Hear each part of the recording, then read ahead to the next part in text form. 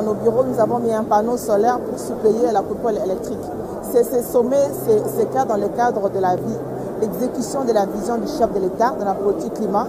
C'est lui le premier diplomate et c'est lui le premier président congolais à pouvoir faire le lobby sur le climat qui a pris conscience du rôle que la RDC joue au niveau international. Alors pour la population congolaise et surtout notre population qui vivent dans des milieux ruraux, c'est pour leur dire que nous faisons un lobby pour les aider à protéger la planète, mais aussi à s'occuper de... Parce que nous ne pouvons pas protéger la planète tout en affamant notre propre population. Donc il faudrait que les pays qui sont les pays pollueurs puissent respecter leur engagement dans le fonds d'adaptation et de réparation. Nous y tenons beaucoup. Vous savez que l'Afrique pollue moins et subit des effets néfastes du changement climatique. Il est temps d'arrêter de parler, mais plutôt d'agir, parce que si la planète brûle, nous allons brûler avec.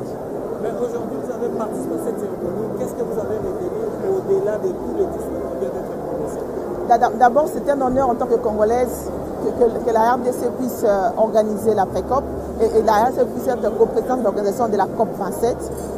Cela traduit les dynamiques de la diplomatie congolaise menée par le chef de l'État et surtout aussi la capacité du gouvernement à exécuter cette politique. Nous avons suivi le Premier ministre qui a insisté sur la transition écologique et l'énergie renouvelable. Et c'est là le vrai enjeu. Nous devons avoir une énergie verte qui va pallier à toutes ces énergies qui sont en train d'être exploitées maintenant, qui sont en train de polluer la planète. Et nous, au Congo, encore une fois, avec le barrage d'Inga, nous avons la possibilité d'avoir l'énergie verte avec le projet de l'hydrogène.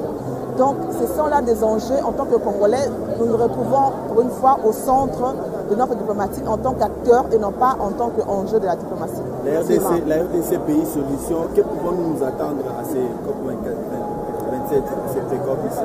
Écoutez, nous attendons, comme nous l'avons dit, le respect des engagements des pays pollueurs par rapport à l'effort contre le changement climatique que la RDC est en train de jouer.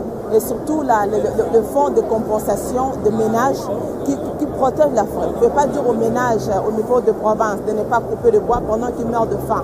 Il doit y avoir des fonds pour pallier, pour remplacer en fait le fonds du commerce qui était jadis lié à la production du charbon et au bois qu'on est en train de détruire avant. Qui se sacrifient, qui préservent la biodiversité dans notre pays et qui protègent les forêts. Et donc également il y a cette question où l'Amazonie a été détruite, on développe ça, mais pour la RDC, qu'est-ce qu'il faut faire? C'est le moment de réfléchir sur des stratégies réelles, surtout sur des actions qu'il faut mener en termes de protection, en termes d'équipement par rapport aux communautés, par rapport à la protection de la forêt.